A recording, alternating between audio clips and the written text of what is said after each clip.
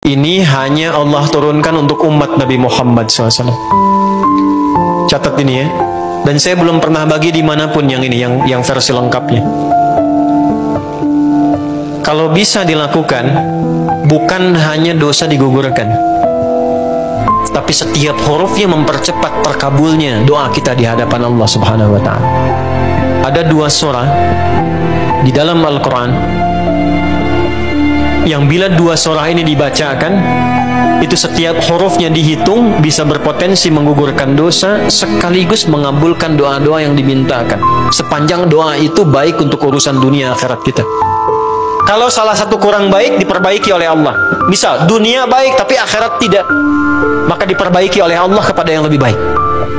Surat pertama Al-Fatihah, surah kedua Al-Baqarah.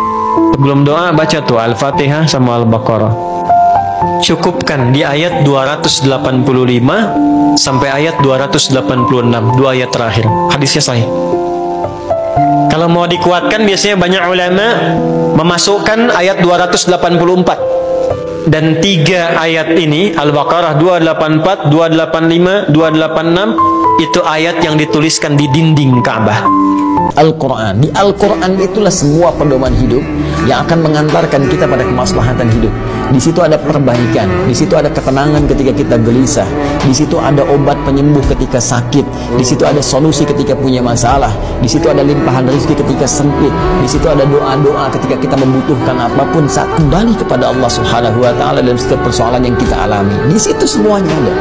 Karena itu, orang-orang yang memanfaatkan Al-Quran, kembali pada Al-Quran, kemudian mengamalkan isi Al-Quran, dan dia yakin dengan itu semua, maka Allah akan mengangkat, merubah, dan menaikkan statusnya bukan hanya di akhirat, tapi saat di dunia.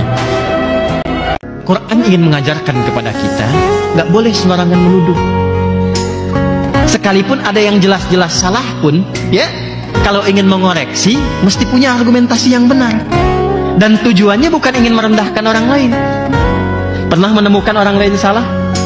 Pertanyaan saya, ketika Anda melihat orang di sekitaran kita salah, maaf, Anda kalau ingin meluruskan itu, meluruskan kesalahannya atau menjatuhkan orangnya? Kalau mau meluruskan kesalahannya, kenapa harus memaki-maki? Kenapa harus mencela? Quran itu objektif. Kalau ada orang lain salah, Anda pun belum tentu benar sempurna. Ada orang salah, Anda pun belum tentu sempurna. Jadi kalau ingin meluruskan kesalahan, jangan menyoal orangnya. Kalau sholat Anda benar, dari mulai wudhu, dari menghadap kiblat, khusyuk karena Allah, menepikan urusan dunia yang lain, hanya ingin mendapatkan ridha Allah, sampai bacaan iyyaka na'budu wa iyyaka nasta'in, sampai di bacaan itu, kata Allah, ini komitmen aku dengan hambaku. Kalau hambaku benar sholatnya sampai detik ini, sampai bacaan ini, apapun yang dia minta sekarang, aku akan kabulkan. Ya, nah, maka saya kira jangan larut dalam kesedihan. Semua orang punya persoalan, kemudian berhusnudzon kepada Allah bahwa masalah itu untuk meningkatkan kualitas kehidupan, lalu bawa dalam sholat untuk bersimpuh kepada Allah dengan tawakal. Setelah itu berikhtiar menyelesaikan persoalannya, berikhtiar pelan-pelan. Nah, dengan ikhtiar itu Allah akan bimbing. Mungkin ada percepatan, mungkin terasa lambat karena Allah ingin melihat peningkatan ibadah supaya menghapuskan dosa dulu. Seakan-akan begini mengatakan, hei, gampang itu masalah selesai. Kamu kemarin kemana aja? Belum meningkat sholatnya, belum baca Quran. Aku ingin berikan dulu pahala kepadamu untuk menghapus dosamu. Setelah itu baru selesai urusanmu. Paham ya? Berapa kali mata salah lihat? Telinga salah dengar, pikiran salah menangkap, lisan salah bicara, sampai ujung kaki. Maka untuk menutup itu ada zikir standar yang kalau dibacakan kita memohon kepada Allah, lisan yang salah tempat, mata yang salah tempat, telinga yang salah fungsi bisa ditutup oleh Allah dosa-dosanya. Maka ada zikir untuk menutup perbuatan zalim dan minta rahmat kepada Allah untuk mengampuni dosa-dosa yang tertuang dalam perbuatan zalim itu. Itu di Quran surah ke-7 ayat ke-23. Dan zikir itu sudah diajarkan oleh Nabi Adam sejak pertama turun dari surga ke bumi. Rabbana zalamna anfusana wa illam taghfir lana wa tarhamna lanakunanna minal khasirin. Rakaatul fajri khairum minad dunya wa ma fiha.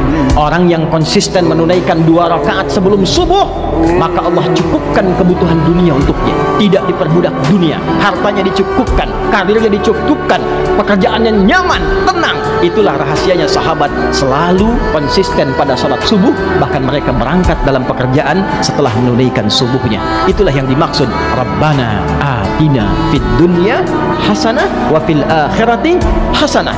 Yang terbaik, yang pintar, al-kayyis, dialah membangun koneksi dengan Allah yang punya segalanya. Dia kerjakan perintah Allah, dia ikuti tuntunannya, dunia dia dapatkan, akhirat insya Allah dia akan raih.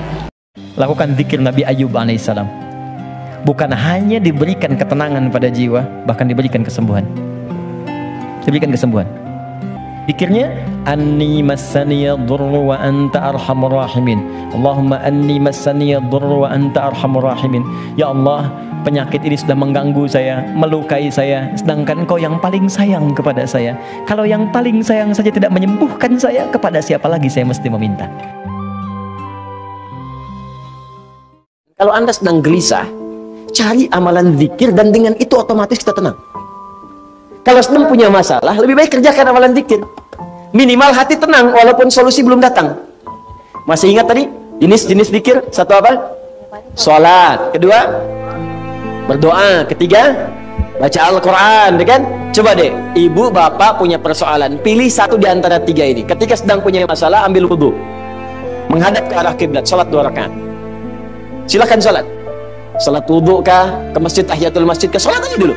Begitu Anda sholat, demi Allah saya katakan, kalau sholat Anda benar, seketika hati Anda saat sholat menjadi tenang. Allahu Akbar, Allahu Akbar. Orang yang punya iman itu pasti ada getaran, ada konfirmasi. Minimal ada bisikan dalam hatinya, sudah adzan. Pernah merasakan itu gak? Nah, itu tandanya sudah sampai ke hati. Nah, kalau yang belum punya iman atau imannya belum sampai ke hati, cuman di lisan, ya, cuma mengatakan saya juga muslim, syahadat, ya di KTP saya juga Islam, tapi belum sampai ke dalam hatinya, itu getarannya nggak akan terkonfirmasi walaupun mengaku muslim. Allahu Akbar, Allahu Akbar, kecilin dikit, nah, misalnya, padahal muslim misalnya. Nah, yang seperti itu di era Nabi sudah ada ayatnya, itu dibantu untuk dikuatkan, ya, bukan disudutkan, bukan, dibantu untuk dikuatkan, minimal didoakan supaya imannya sampai ke dalam hatinya. Nah, sesuatu yang sudah sampai ke hati itu butuh pembuktian. Karena bahasa hati itu ekspresinya lewat amalan, lewat perilaku. Dari mana taunya dia sedang marah?